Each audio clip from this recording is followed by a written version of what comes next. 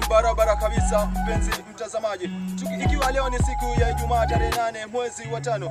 Na tumekusanyika moja kwa moja na rasmi katika mazingira ya Shimo la Tewa ambapo tunaona kabisa leo ni siku ya upanzi wa miti ambapo wanafunzi wamejitokeza kwa wingi zaidi ili kwenda kuyatunza mazingira ili wakaweze kuleta hewa safi. Na kwa kuwa mnajua kuwa mkiviona vyalewa huwa vimeundwa. Hivi ndio hali ilivyo na ni kama ni kila mwaka huwa wanafunzi hao hujikusanya katika sehemu kama hii ili kuweza kuyatunza mazingira. Labda tumpate bwana kiongozi wa klabu hii ili akaweze kutueleza mawili matatu ili tukaweze kuelewa wale ambao wanataka kujiunga katika klabu hii wakaweze kupata nafasi kwa usalama zaidi. Naam, mambo vipi? Poa.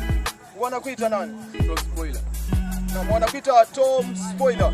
Na moja kwa moja basi ni nini kilikufanya mpaka ukapenda kuzamia katika klabu hii na sio klabu nyingine yoyote ile? Nilipenda hii klabu hii kwa sababu ina maendeleo mengi, ina vitu vingi ninavyovipenda. Ukiangalia mwanzo wildlife ndio imepakiza uchumi mkubwa Kenya, imetegemea wildlife kwa watalii wameleta pesa nyingi na imeleta maendeleo kupitia wildlife.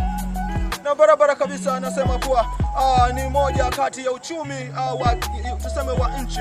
Na moja kwa moja basi ni changamoto gani ambazo umeweza kupitia ulipokuwa katika hii club?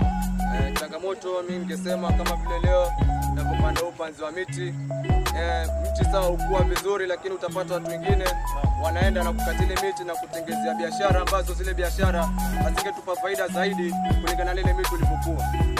Barabara kabisa.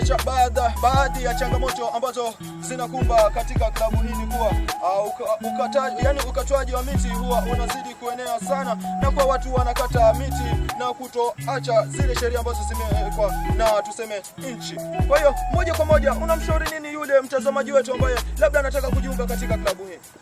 Na kushauri ya kuwa hii klabu iko sawa, ni nzuri, ina mafanikio, ina kazi. Na hii klabu kwa polepole pia kuna promotions katika wildlife, kuna kazi baadaye utajapata.